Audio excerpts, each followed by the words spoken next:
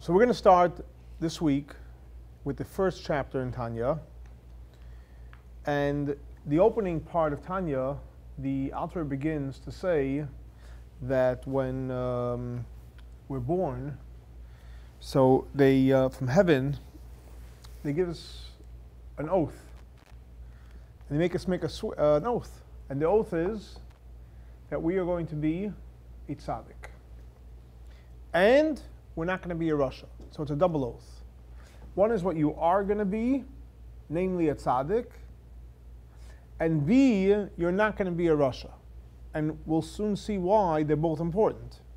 So it's not enough just to be a tzaddik, but it's also important to know that we don't want you to be a rasha. How do you spell the last part? Rasha is a wicked man. Rasha, wicked person. But then they tell you, even now, so we got the perspective, you're going to be a tzaddik, and you're not going to be a rasha. So you got your marching orders, right? We're tzaddikim, and we're not rashaim. Right? It's clear. You can't get more clear than that. But then they say, even now if the whole world comes to you, that means anyone tells you, hey, you're a tzaddik, in your eyes you should be like a rasha. Now that is confusing. Oh. Because on one hand you tell me I should be a tzaddik, not a rasha, so I got myself organized, I got myself straightened out, I got myself focused, I'm going to be a tzaddik, I'm not going to be a rasha, so I know who I am, who I'm supposed to be, and there's no greater gift than having clarity. But then if someone says to me, oh, hi, nice tzaddik, no. In your eyes you're like a rasha. I mean, right? Now what's the problem with that? What's the problem? First problem, the Alter Rebbe says, that if you think you're a tzaddik, how are you going to feel? Great. Yeah, great. Empowered, right? We're doing wonderful. The attitude, success brings success. But what happens if, God forbid, you're going to think, oh, I'm a rasha? You see what I'm saying, energy? Write down. What does that mean practically? What energy? Joy. Now, since that's going to kill the joy, break the joy, downgrade the joy, we know as a given, just like you have hands, and you have feet, and you have a body, simcha, joy, is a given. In other words, in order to serve God, in order to be a functioning human being in this world, according to Tanya and mysticism, joy is non-negotiable. A person has to always be happy. That's one of the foundations of mysticism. And that's one of the reasons actually most people are attracted to Judaism and specifically mysticism is on its stance on joy. Because who doesn't want to be happy? You like to dance. But not only happy, happiness from within, not caused from an external substance. And there's many out there. So could you imagine if you had an internal infusion of happiness without having to come on to anything external? So that is a given in mysticism. So this idea, to think that you're a rasha, will downgrade and compromise the idea of being besimcha, and that's not negotiable. So, on the other hand, you can say, well, maybe it won't bother me that I think of myself like a rasha. Welcome. Maybe it won't bother me. Welcome. So, what does it mean it's not going to bother you? The fact is that you're supposed to be a tzaddik, you're supposed to be a righteous person. Welcome. You're supposed to be a tzaddik, you're supposed to be a righteous person. And here you're thinking of yourself that you're not righteous, you're a rasha. And you're going to say, it doesn't bother me. What does that mean? Because the Alter Rebbe asked the question. So you're going to be callous? You're not going to be sensitive to the fact that you're the way you feel? What will happen then is you're going to train yourself not to be in touch with your feelings and not to feel your feelings, and that's not a good thing. Because we're human beings, we're live people, and you have to feel how you're feeling, good, bad, or indifferent, to know how to deal with yourself. So based on these strong issues of what does it mean? I'm supposed to be a tzaddik, I'm supposed to think that I'm a rasha. On the other hand, that might affect my joy.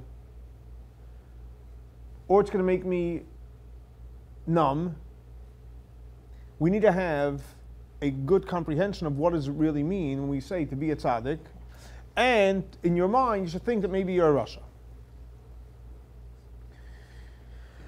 So the Alter comes along and he creates a revolutionary breakthrough in the definition of what a tzaddik means, what a Rasha means, and what a Beinoni means.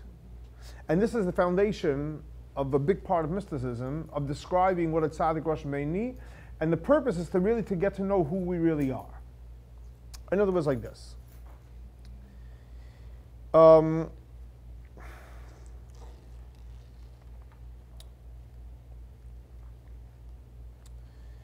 The Alter Rebbe goes now into a journey, an in-depth journey, to analyze the terms by explaining as follows. Every single thing that exists in the world, whether it's a human being, a thing, a place, there's something which is called in Hebrew, and I'll translate, etzem. What is the essence of the thing? So for example, take a human being. You choose the Hebrew term, what's a human being called? We just had it in the beginning of Genesis. Adam. Adam. That is the essence of a human being. He's an Adam. He's a person. Everyone is an Adam, a human being. Take, for example, a thing, a table. What's the essence of a table? It's a table. So the essence of a table is a table. It doesn't change. It functions as a table, whether it has legs or it has other columns supporting it.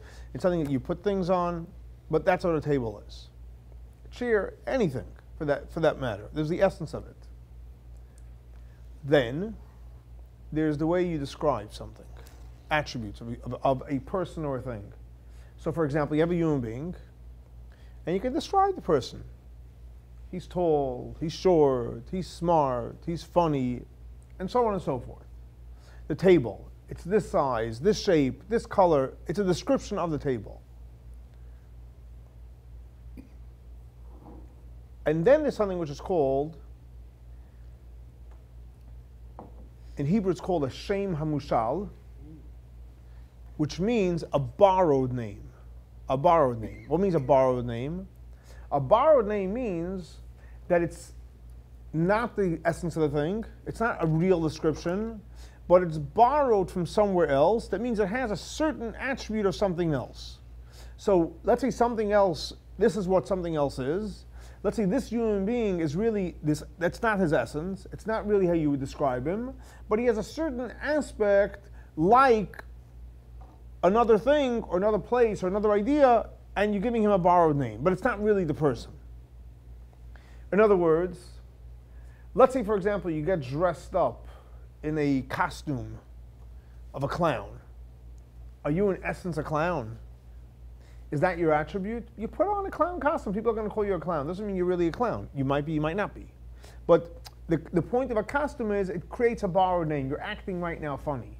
It doesn't mean that's who your essence is. And it doesn't mean that's who you're really a funny person.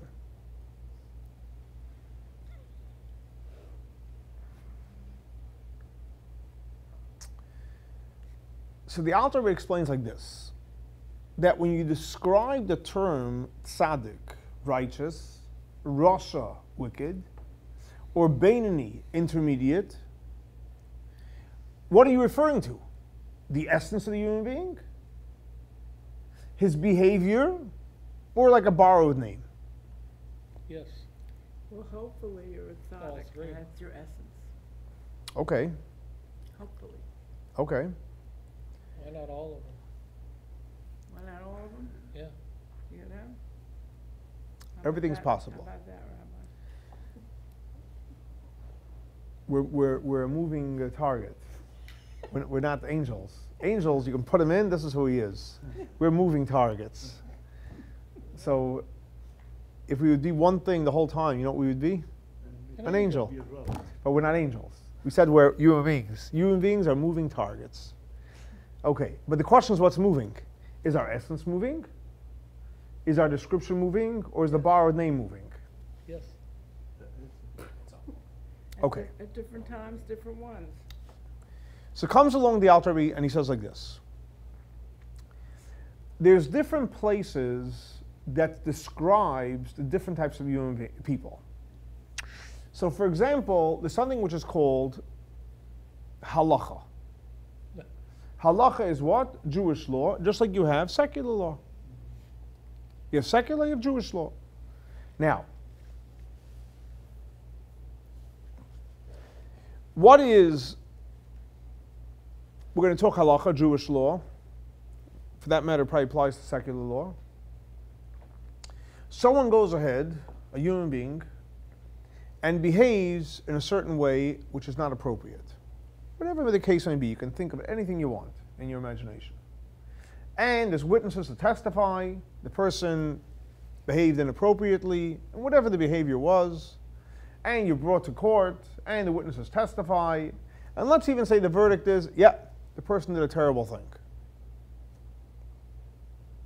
And they give him, let's say, a fine, or they give him a punishment, whatever the retribution is, or the punishment is.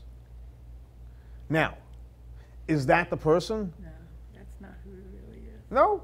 Maybe, well, by the way, maybe yes, maybe not. It's But the chances behavior. are it's probably not the person. Behavior.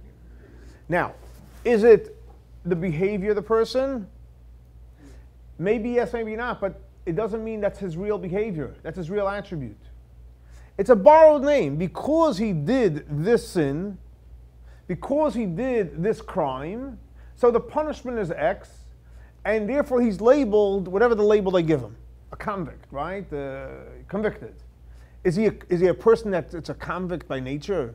Is his essence a convict? No. Is his behavior one that goes around all days convicted? No. It's a borrowed name that's used for a scenario, for an experience that took place. So in other words, and let's say they'll give him a definition, oh, bad person. Are we describing his essence? No, or not necessarily. Are we describing his attributes? No, and not necessarily. Are we describing him, so to speak, for what happened for that experience? Yes. But it doesn't tell us who the person is. It doesn't tell us anything about the behavior of the person. So Jewish law, secular law, deals what? Specifically with experiences that happen in a set time and a set place. But again, the key point is that it has no validity to the truth of the essence of who the person is or his real behavior. Could you describe him as a whole day walking around doing these type of things? No, it happened. So you see that according to Jewish law and secular law, the description of what happened is limited to the borrowed name for that moment, or for that experience. That period. That experience. Correct. Okay. So therefore, when we use the term over there, tzaddik, or we use the term Rasha, or we use the term Beinani there, we have no idea if the person really is or not, or a description of the person. Fine, that one act, you're labeling it a tzaddik act, a Rasha act, a Beinani act. And a lot of people, unfortunately, because they're limited to the view of halakha and they use that name to label the person, people get labeled and scarred for life with a wrong title, which is not really them. And obviously, this book is not about describing a human being based on an external circumstance and a isolated case. We're trying to figure out who are we as human beings. So in other words, when we're saying the word tzaddik, and we're saying the word Rasha, or we're saying the word Beinani, we're looking in two areas where halakha doesn't touch at all. That is the essence of the human being on a soul level, and behavior. Those are the two areas that we deal with. Essence, soul level, behavior, not experience. Leave that to Jewish law, secular law, let them deal with that. We're dealing with two issues, and that is namely the essence and the consistent behavior of the human being.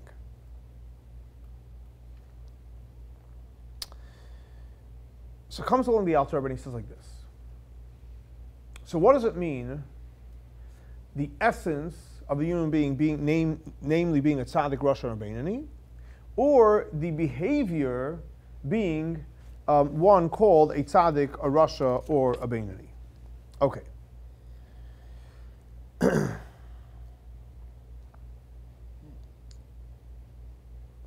So in order to explain this, the Alter Rebbe starts off by saying as follows: that each and every one of us have two souls. Two souls. Now, what's interesting is, let's talk about the two souls. The two souls, in general, you have the godly soul and you have the animal soul. Nefesh Elokit, Nefesh Bahamit. Another name would be Nefesh of Kedusha or Klipa, holiness or the opposite of holiness, or the shell of holiness. The soul itself, which we're not going to go into in depth today, but the soul itself, we need another class for that. There's 5 levels to the soul. Nefesh, Ruach, Neshama, Chaya, Yechida, 5 levels. But again, we'll have to have a separate class to go into take a journey into maybe several classes to take a journey into the soul world. But every single human being has 2 souls. 2 souls. Now, what does it mean, 2 souls? Soul basically is the source of energy that fuels your whole spiritual psyche. It fuels a term that you're probably more familiar with, the Yetzer Tov, which is the good side that we have, and the Yetzer Hara, the evil side that we have. Now, Okay, I'm just, you're the two, but is one of the earth and one of the after? No, You're getting there. we're all here. Okay. We'll get to it in a minute. Okay. Okay. In other words, like this. One's form and one's formless, you mean? In other words, like this.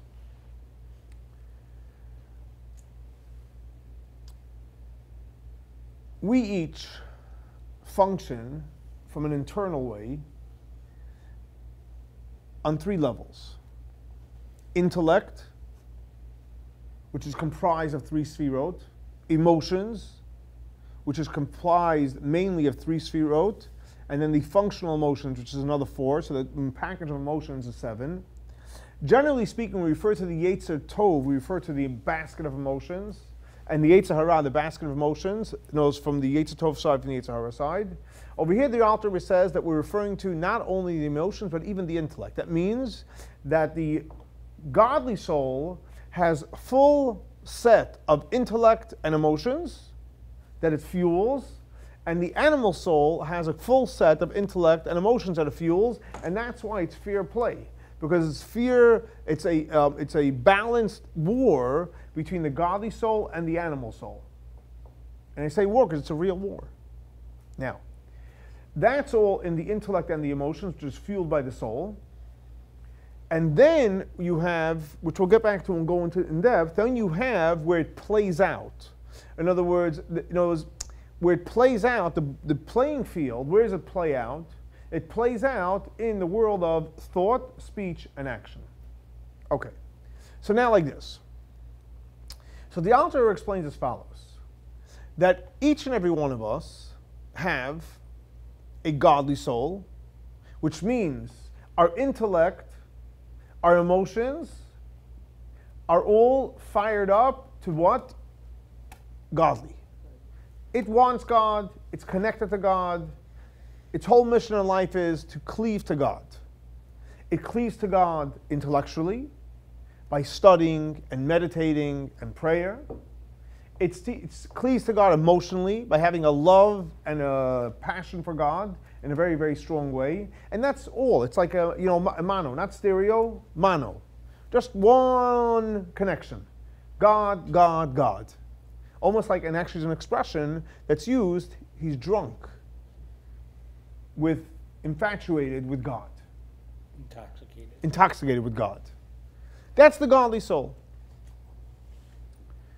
The animal soul, on the other hand, is intoxicated with what? With self. Self, self, self. Anything intellectually, it's how do I feed myself, how do I take care of myself, what can I do for myself, what's in it for me, and so on and so forth. Emotionally, what makes me feel good, what am I going to have from it, how am I going to feel better because of it. Two powerful forces, and they're opposites. One is about God, and one is about me. Two opposite forces.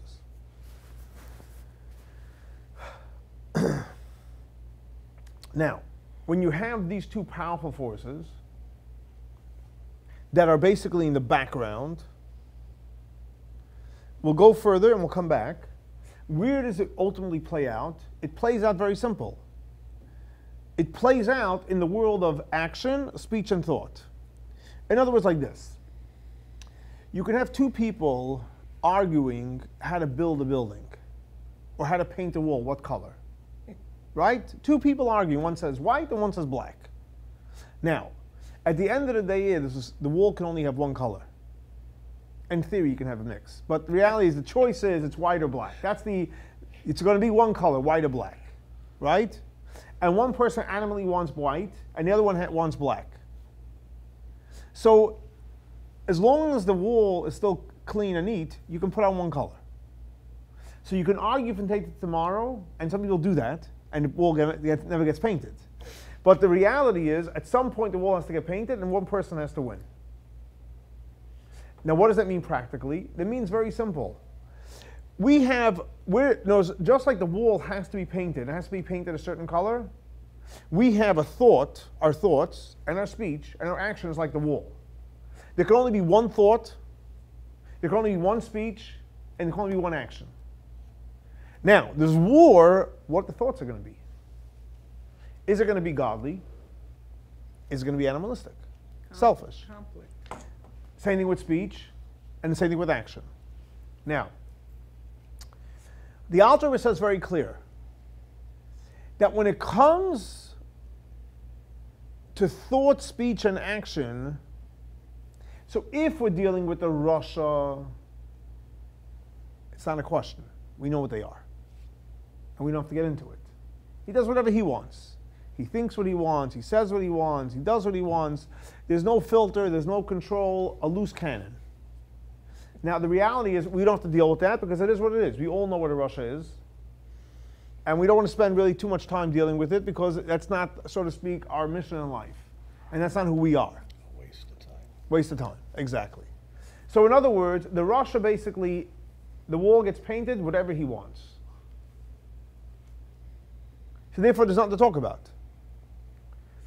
The tzaddik, on the other hand, what color does it get painted? Very simple. Whatever God wants. Whatever God wants, yeah. There's no struggle.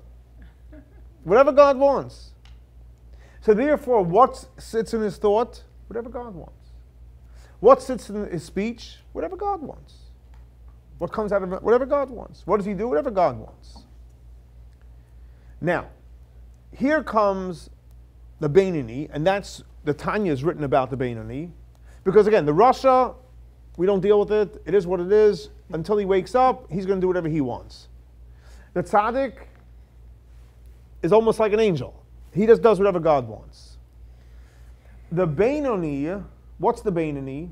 The Beinoni is one that internally there's a fiery struggle, which we're going to go back to in a minute and analyze and talk about, but I want you to see where it plays out, and then we'll understand where the struggle is. The Beinoni, in thought, at the end of the day, he will think exactly what? What God wants. He will speak what God wants. He will do what God wants. No question asked. Not easy to get there. But, and this is why we're going to learn this whole book of Tanya. But in order for him to get there, The war. it's a war. Fire and brimstone. The struggle. Why? Because as we said before, and now we're going to go back to what we said before, that the person has two souls. Because he has two active souls, the godly soul and the animal soul. Each one have full control of a set of brains and a set of emotions. So the godly soul has control of a set of brains, has all the logic and all the reason why you serve God and God exclusively. But on the other hand, the animal soul has a full set of logic and has every reason, every logic why he should do what feels good for himself. How are you going to make peace out of this? The godly soul has one more step, though. Before we get to the end, we're talking about the struggle, the war. Let's talk about the war. Okay. Right? Let's first understand that. Let's get into the war. The godly soul has full control of the emotions. It means it wants to do whatever God wants. It loves God. It's in awe of God, but in a real way, in a passionate way. On the other hand, the animal soul, it loves taking care of itself. It's like mesmerized with itself. It'll do anything to feel good. Anything to feel good. Has to step inside, it doesn't care. Now, but here's the difference. By the Rosh, as we said, there's no struggle. The animal soul's in control. The tzaddik, the godly soul is in control, but not only is the godly soul in control, and here's the key point, by the tzaddik, the animal soul, he killed him. It doesn't exist. So there is no struggle. See, by the Rasha, there's no struggle because he totally is desensitizes godly soul. Because as you sin, you desensitize your godly soul. The godly soul is sleeping, half dead, and the Rasha does whatever he wants. Whatever he wants. There's no guilt, there's no shame, there's no conflict. He does whatever he wants. With the tzaddik, he killed his animal soul, so he has no problem. He's going, he's cruising on the highway, 65 miles per hour with no issues, no bumps in the road, and he's peaceful. The Beinoni is struggling with his godly soul and his animal soul. And it's a real war. It's a real fight. Now,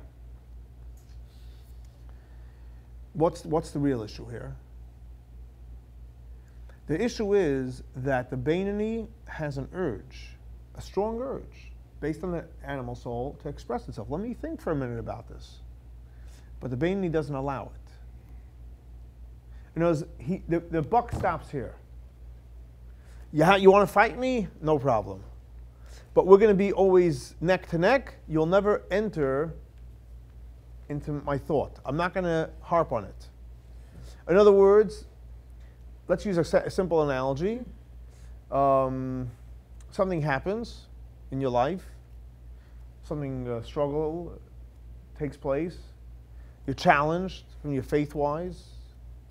Whether, let's say, someone gets, God forbid, let's say, sick, or whatever it may be. So the godly soul says, God has a reason. He's trying to elevate me through this. He's trying to, pull out from my insides. The animal soul says, you believe in this God? Forget about it. And he tries to knock you down. So, and the other one argues no. But the reality is, it's only an argument and an urge. But not where it starts going into the mind. You actually start thinking that. You don't ever start thinking negative stuff. In other words, practically speaking, there is no difference between a tzaddik and a beinoni in thought, speech, and action. In thought, speech, and action, there is no difference. Where is the difference? Where is the difference? On a soul level. It means there's an active animal soul there that's fighting with the godly soul. So, does that make it the Beinoni would be stronger than the tzaddik? He can reach higher places because he's working his muscles out. Absolutely, yes. In a certain perspective. Okay.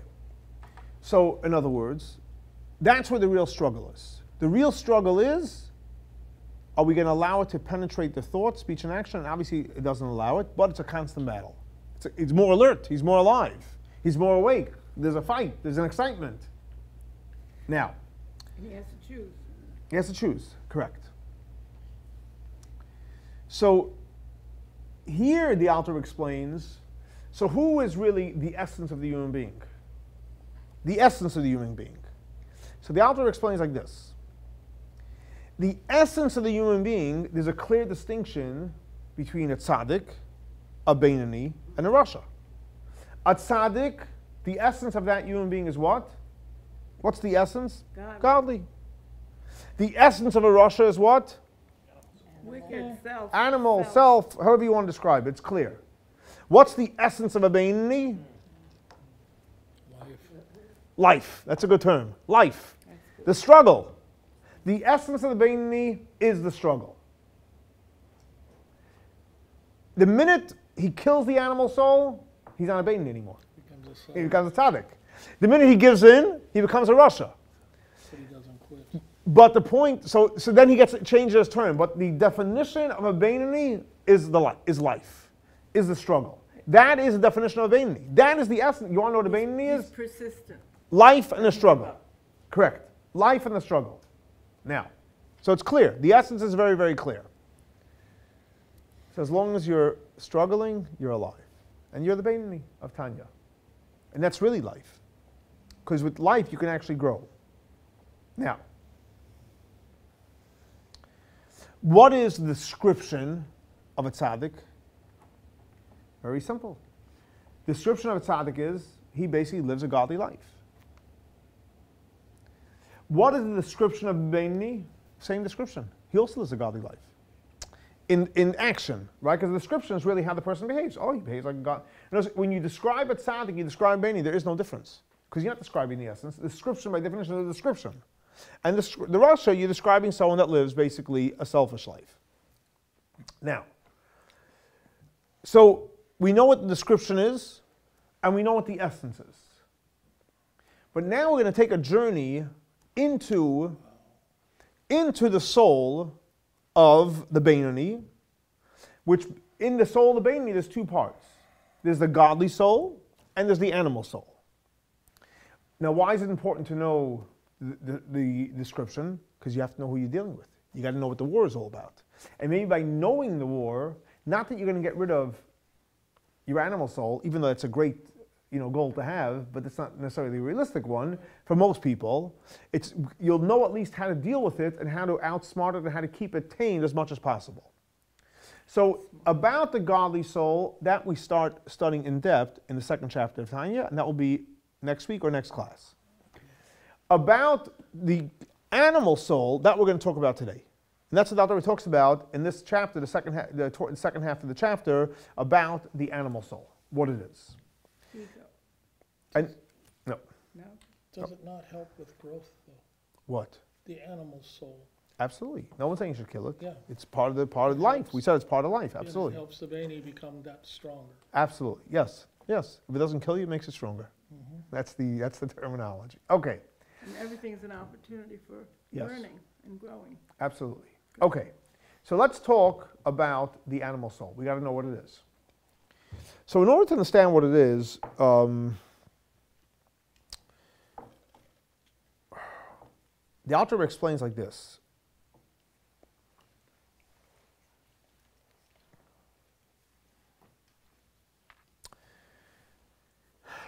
Everything that God made in this world is made up of four elements. Eish, fire, ruach, wind, mayim, water, and Aphar, earth. Those are the four elements. Everything's made up of that. When God made man, he took the four elements, that's how he made them. He made the physical part and also the spiritual part. But what is the spiritual part of these four elements? So again, we're not dealing with now the godly soul. Remember, godly soul next week. We're talking about the animal soul this week. So let's remember, we're taking a journey, a spiritual journey. We're putting on our masks, right? We're taking a dive, and we're going in to see what our animal soul looks like. What does it look like? Oy vey. Why? You got to know your enemy. Yeah, we got You got to know the enemy. You know the enemy. You know how to deal with it. That's right. Keep your enemies closer. So we're going to take a dive into the animal soul. You never did this before. Taking an exploration into the animal soul. So what did we say? It's made up of four parts. Part number one is what? Physically, fire. Now fire is fire. What does fire resemble spiritually? So if you look at fire, what happens with fire? It burns and wants to go higher. It changes. But it wants to go higher, right? If the fire wants to go higher. Is that equal passion? And the more fire, the more fire keeps on going. Consume. Keeps on consuming. Creates its own wind. So according to Kabbalah, what's fire resemble? Again, let's stay focused. Animal soul, not godly soul. That's all next week. What is the animal soul's fire? Passion. Two things. One is anger and arrogance. So when you get angry, it never happens to anyone around here, but we're talking in theory, if someone got angry, right? God forbid. Never would happen. And you want to know where it's coming from, so you can, because then you can deal with it. It's coming from the fire, physical, spiritual fire of the animal soul. Of anger or arrogance. 1 second, we'll talk about both and we'll deal with the package.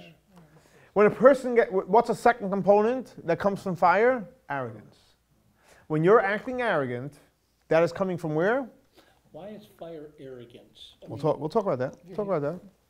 Fire comes from where? The component of, arrogance comes from fire. So you have two powerful animalistic traits, which is anger and arrogance come from fire. Let's take one at a time. You can only say one thing at a time. First thing is what? Arrogance. What is arrogance? What is arrogance? Aloof. Arrogance, by definition, You're is better than anyone else. you're better than other people, correct? It's Arrogance. narcissism. Yes, correct. So what does that have to do with fire? Because fire, what's fire? It's going up. Arrogance is, let's say you are who you are. That's who you are, right? Whatever you are, it's irrelevant what.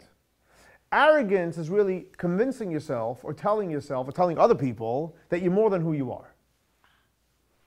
So it's not real. It's not the truth. It's like, for example, we have, the difference between chametz and matzah, right? What's between chametz and matzah? Bread and matzah. Bread and matzah is made from the same ingredients. The difference is that bread rises and matzah is flat. It is what it is. It's flour and water. You see flour and water. Here you see this whole blown up thing. Take and crush it down. You'll have the same thing as matzah. Squeeze out the air. Squeeze out, you'll have matzah. It's a process, but the point is you take all the extras out, all the fluff, you'll have matzah. So what is really arrogance? Arrogance is creating a fire out of yourself, which doesn't really exist. What happens when you create this fire out of yourself and people don't agree with you? You get angry. You get angry. How could they be so stupid? Exactly. Right. But doesn't anger also come from hurt? Anger come from hurt. Well, I don't know. Hurt that No, what? That you no. think that you're more than you. No, but No, hurt is anger repressed. no. What do you mean from hurt? You're hurt. Why you hurt? Explain it. Why you hurt? Something someone has done or said. You're offended. What do you mean? Hold on. So do you believe God runs the world?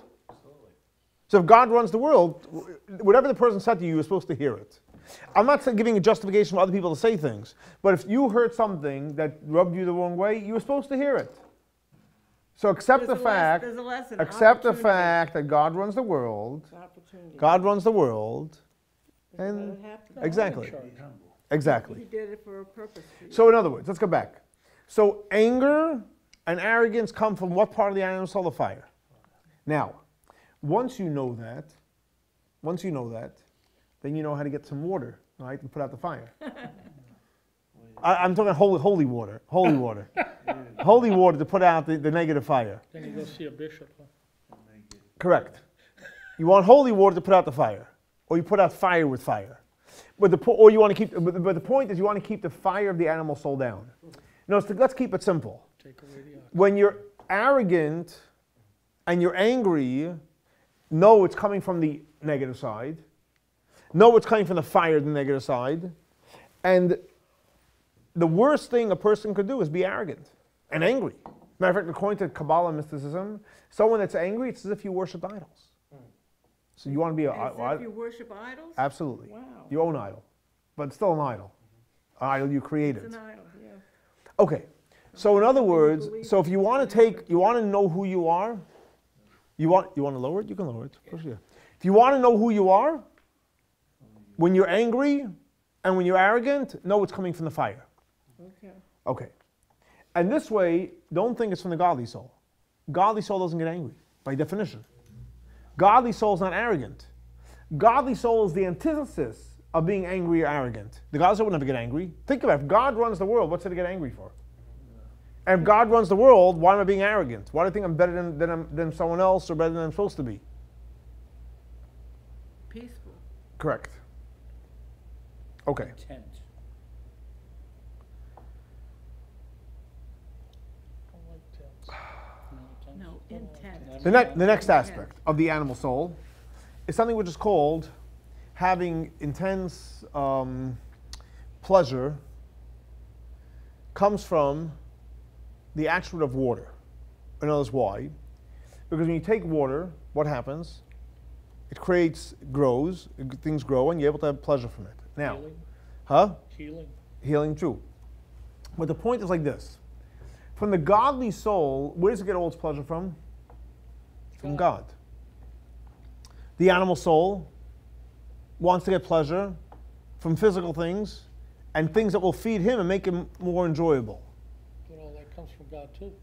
Everything comes from God, but if it's about self, it's no good. So, no. In other words, like this. It's no good, completely no good. No. In other words, like this. Himself. Let's say, for example, you want to you're hungry right now. You want to eat, right? Why do you want to eat?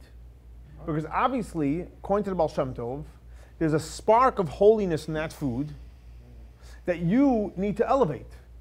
Oh.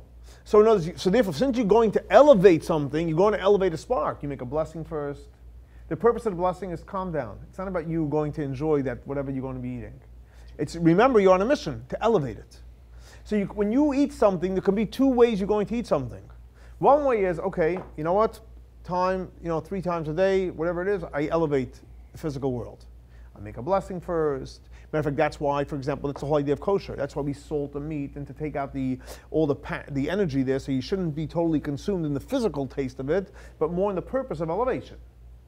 So when you're eating, you can be eating to elevate, and if you're eating to elevate, so you just elevate what you're instructed to. If you're eating because it tastes good, when do you stop? Never. Why should you stop? If the whole reason why you're eating because it tastes good, so why should you stop? You should, and people, that's why people don't stop eating. However, if you're eating just to elevate, we don't elevate food a whole day. There's certain times a day that we're meant to elevate food, and we make a blessing beforehand, we elevate it, and then when we're done, we make a blessing, we close that whole experience. In other words, eating is a spiritual experience. Now, eating is supposed to be a spiritual experience. If it's kosher food, and you make the blessing beforehand, and you have the proper meditation beforehand, and you make the blessing afterwards, that's called a holy spiritual experience in relation to food. That fuels the spirit. That fuels the spirit. But what happens if you're eating because, there's something that really tastes good, and you don't check if it's kosher, and you don't make a blessing before or after, or even if you do make the blessing, but it's all about the taste, how it tastes, and how it looks, guess what happens now? You feel the animal soul. Exactly. So in other words, I'm not saying that when you eat, you shouldn't enjoy the food. That's not my point. What I'm saying is that if the whole reason you're doing it is it starts and ends with the enjoyment, that's not from the holy side. If it starts and ends with the elevation, it happens to be you enjoy it too, great, absolutely. We're not saying you shouldn't enjoy the food that you eat. You shouldn't enjoy a holy experience. Matter of fact, it's more enjoyable if it's a holy experience than it's just a physical experience, because you're adding a whole new dimension to it. You should enjoy a holy experience. Correct. Okay, so that is where water creates these pleasures that are unsatiable. Because what happens is if you're just going after pleasure, you can never really satiate pleasure, because there's no end to it. More and more and more and more, and then you're never going to be satisfied. Versus if it's a spiritual experience, no matter what do we say in the grace after meals? I ate and I'm satisfied. Good night. Done. Good night. Experience over. Get it. Okay. Then there's something which is called the attribute of ruach, wind. What does that produce? That produces just sitting around and talking empty words, or making jokes, making fun of people and so on and so forth. Laughter, right? Gossip, right, exactly. All that type of stuff comes from where? Wind. What's wind? Wind is just hot air. Now, what's godly about that? Nothing. And I'm not saying, by the way, it's as bad. Don't get me wrong. It's not a terrible sin, but it's not godly. The point over here is that there's a difference between godly, bad, and the opposite of godly. Now, by definition, if it's the opposite of godly, it's not godly. It doesn't necessarily mean it's bad. The sitting around, just idle chat, comes from the spirit of wind, and obviously it's not coming from the godly soul. The godly soul has, to keep it simple, wants to pray, wants to study, wants to do mitzvot, wants to create a connection with God and other human beings that are connected to God. The animal soul, as we said, it's all about me, arrogance, anger, pleasure, sitting around and talking, even if it's about other people. What's the fourth element? Earth. That's right. What's earth? Very simple. Huh? Stability. Water. Earth is That's what Adam was made out of. All of it. the component, the spiritual component of earth is laziness and sadness. Ladies and what? Laziness and sadness. In godliness, there's no such thing as laziness. There's alacrity. You're running, we're doing, we're going to do a mitzvah, we're going to pray, we're going to study, we're going to make the world a better place. There's energy, right? Sitting on the couch, not a godly experience. Now, if you're sitting on the couch and studying, it's not a godly experience. But sitting on the couch and just flipping channels, that's not godly. That's potato. Potato. A clod. A klutz. Atzvus, being sad, is also not godly. In godliness, there's happiness. As we said before in the class. Joy. Godliness is joy and happiness. So can you sit on the couch, flip the channels, kind of be happy and... You see, you said it, kind of be happy. No, you won't even fully be happy. Is there any compromise here, you know? Is it an all or nothing, or... Gotta be On happy. the channel you're watching. I don't get that channel. Okay. Now, so far we spoke about, we took a journey into the animal soul, We spoke about fire, which is basically arrogance and anger. Water, which is basically just seeking pleasure for pleasure. Wind, which is basically gossip, talk, chit-chat, nothing, right? And then earth, which is basically being laziness and being sad. Those are 4 areas.